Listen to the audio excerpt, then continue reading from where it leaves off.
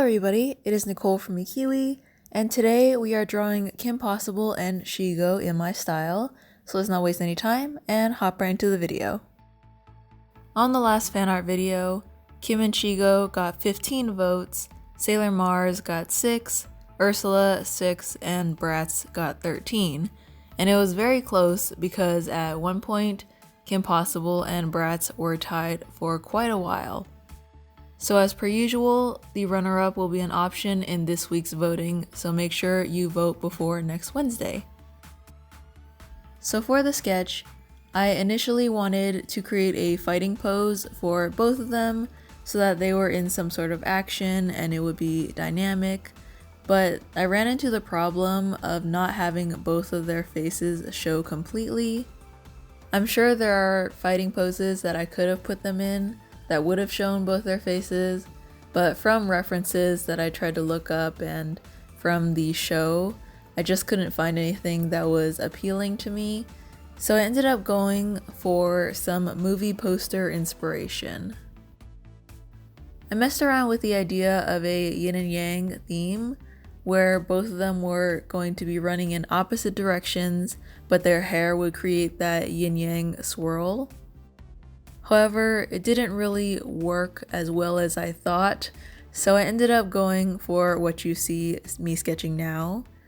During the process, just having Kim and SHEGO made it kind of feel very empty, so I ended up adding in Ron, Rufus, and Dr. Draken.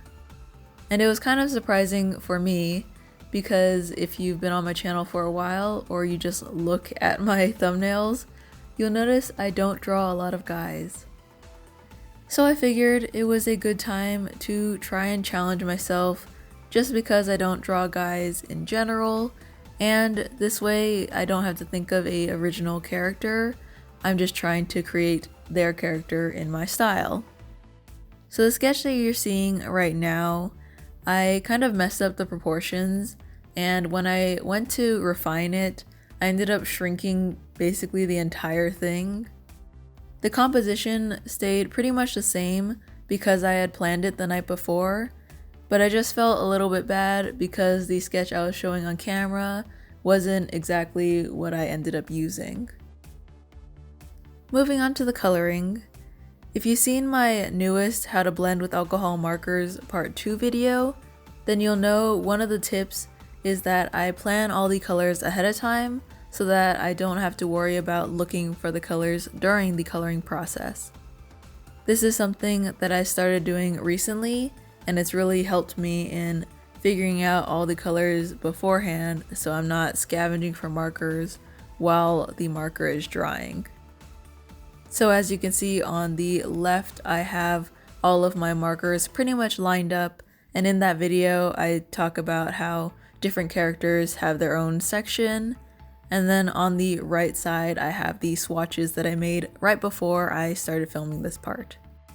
And this just lets me see how all the colors will look, especially with multiple layers applied. So when it came to coloring Kim, Ron, and Rufus, it was pretty straightforward because their color scheme was relatively easy to find within my collection. However, when it came to SHEGO, it got to be really challenging.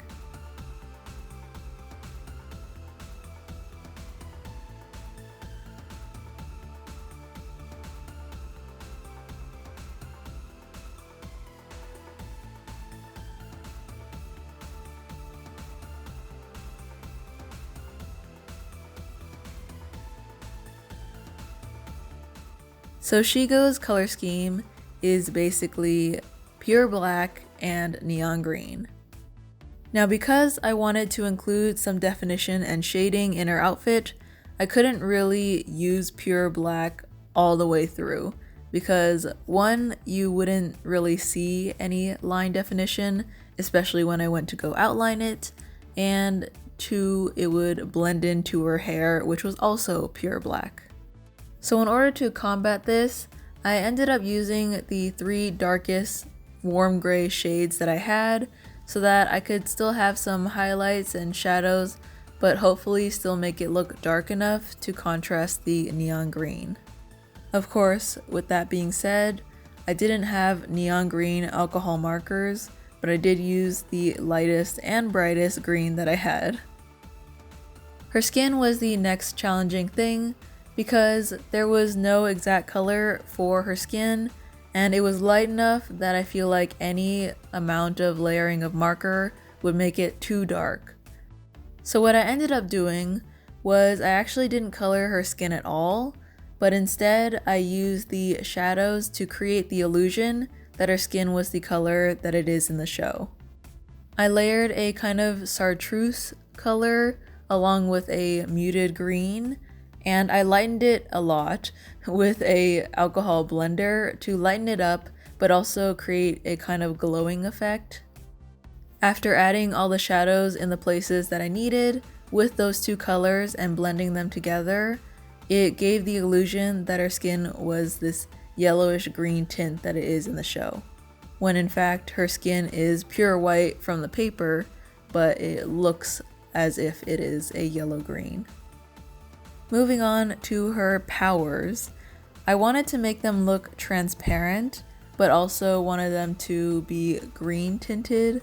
So in order to make them look transparent, on the areas that were seen underneath her powers, so for example, Ron's shirt, I just used a lighter version of the color that his shirt actually was. This gives the illusion that there's still some opacity to the flames, but it's still a little bit transparent enough where you can see behind it. And then it came to her hair, and as you can tell, SHEGO was definitely the most time consuming. I originally started with the lighter gray, but it ended up blending in too much with her outfit and with the clothes of Kim and Ron because they also have a black or light gray top.